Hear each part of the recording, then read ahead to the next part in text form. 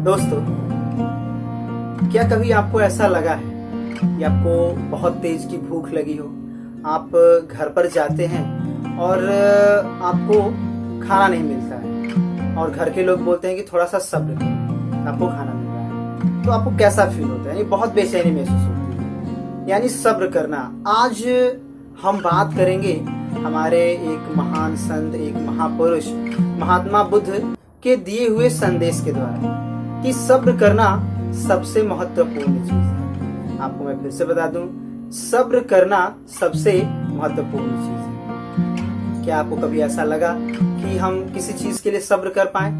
अगर हमें कोई चीज पानी होती है तो जितनी जल्दी हम पाने की कोशिश करें, हम सोचते हैं कि कितनी जल्दी उसे हम लोग पा लें। लेकिन मैं आपको बता दूं कि सब्र करना बहुत ही फायदेमंद होता है। अगर हम लोग सब्र नहीं करते हैं तो वो चीज हमें आसानी से नहीं मिलती है, चाहे वो अपने लाइफ में एजुकेशन को प्राप्त करना हो या अपने लाइफ में नौकरी पाना हो।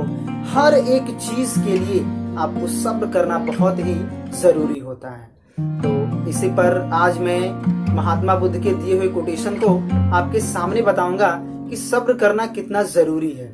यानी अगर हम सब्र करते हैं तो हमें वो सारी चीजें मिलती हैं जिसकी हम इच्छा रखते हैं, जिसकी हम चाह रखते हैं। यानी वो चीजें हमें पाएंगे जो हमें पाना चाहिए। तो महात्मा बुद्ध ने कहा था कि सब्र करना सबसे महत्वपूर्ण कार्य है। मैं उनकी एक छोटी सी कहानी आप सबके सामने बताना चाहता हूँ। एक बार महात्मा बुद्ध उपदेश देते हुए अपने अनुयायियों के साथ किसी गांव में जाते हैं। उन्हें बहुत तेज की प्यास लगती है, तो वो अपने एक शिष्य से बोलते हैं कि आप एक मटका पानी लेकर के आओ।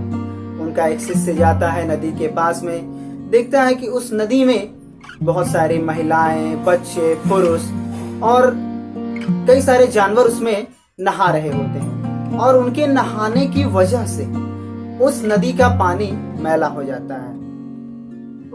महात्मा बुद्ध का शिष्य वापस लौट आता है और आकर के वो कहता है, प्रभु मैंने पानी नहीं लाया। उन्होंने पूछा आखिर इसका कारण क्या है? उन्होंने बोला कि उस नदी में बहुत सारे बच्चे, पुरुष, स्त्री, मवेशी स्नान कर रहे थे, जिसकी वजह से वो पानी गंदा हो गया था। ये बातें सुनने के बाद वो हतोत्साहित हुए, लेकिन उन्होंने पुनः अपने एक दूसरे शिष्य से कहा कि अब तुम जाओ और पानी लेकर के आओ। दूसरा शिष्य मटका लेकर के जाता है और कुछ समय पश्चात वो एक मटका पानी भर के आता है। महात्मा बुद्ध का दूसरा शिष्य जो पानी लाने गया होता है, वो एक मटका पानी लेकर के आता है। तो इस पर महात्मा बुद्ध ने उनसे पूछा कि आपने ये पानी कैसे लाया? उन्होंने बोला कि मैं भी उसी नदी पर गया था जिस नदी पर ये महापुरुष गए थे। उन्होंने कहा कि मैंने भी देखा वहां पर मवेशी, बच्चे, स्त्रियां, पुरुष स्नान कर रहे हैं और जिनकी वजह से वो पानी मैला हो गया था। तो मैं पुनः वहां से वापस नहीं आया। मैंने उनके नहा करके जाने का इंतजार किया और कुछ समय पश्चात मैंने देखा कि उनके जाने के बाद जो नदी का पानी है जिसमें गंदगी मिल चुकी थी, उस गंदगी को धीरे धीरे वो नदी के अंदर बैठता चला गया। यानी कि कुछ समय पश्चात नदी का पानी साफ हो गया और इसके बाद मैंने उस नदी का पानी उठाया और अपने घड़े में भर लिया। तो इस तरह से हम कह सकते हैं कि सब्र करना, यानी कि उनके शिष्य ने वो सब्र किया, थोड़ा सा समय लिया, वेट किया, जिसके द्वारा वो पानी लेकर के आया। तो दोस्तों, मैं भी आपसे यही कहना चाहूंगा कि सब्र करना हमारे लाइफ की बहुत ही बड़ी चीज होती है। अगर किसी चीज को पाना है तो सब्र करना सीखिए। बिना सब्र किए हुए किसी भी चीज को हम लोग पा नहीं सकते हैं। जीवन में किसी भी बुराई, किसी भी कठिनाई, किसी भी दुख को देख करके हतोत्साहित, घबराना नहीं चाहिए।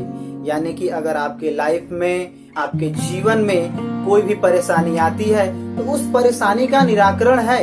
यानी महात्मा बुद्ध ने ये बताया है कि हमें उस परेशानी से घबराना नहीं चाहिए। अगर हम धैर्य रखते हैं तो उस प्रॉब्लम को, उस समस्या को हम लोग आसानी से खत्म कर सकते हैं। बहुत सारे ऐसे इंसान होते हैं कि परेशानी, समस्या, इन सबको देख करके वो घबरा जाते हैं। तो मैं आपसे यही कहूंगा कि कोई भी परेशानी आती है, उस सभी चीजों का, उन सभी परेशानियों का, उन सभी समस्याओं का कोई ना कोई एक अच्छा सा हल होता है। उस समस्या को हम आसानी से सुलझा सकते हैं। तो जीवन में धैर्य बना करके रखना चाहिए।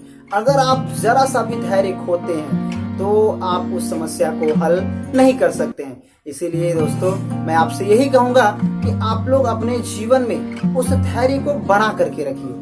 अगर आपके जीवन में धैर्य है तो आप सफलता की ऊंचाई पर पहुंचेंगे। लेकिन अगर आपके जीवन में जरा सा भी धैर्य नहीं है, जरा सा भी पेशेंस नहीं है, तो आप लोग अपने जीवन में कभी भी सक्सेस नहीं पाएंगे। तो दोस्तों, आज मैं अपनी बातों को यहीं पर खत्म करता हूँ। अब मैं आपसे यही कहूंगा, अगर आपको मेरी वीडियो अच्छी लगी तो आप इसे लाइक, शेयर और मेरे चैनल को सब्सक्राइब करें। और अगर मेरी वीडियो आपको अच्छी नहीं लगती है तो भी आप मुझे कमेंट करके बताएं कि आपको मेरी वीडियो क्यों नहीं अच्छी लगती है। तब तक के लिए धन्यवाद।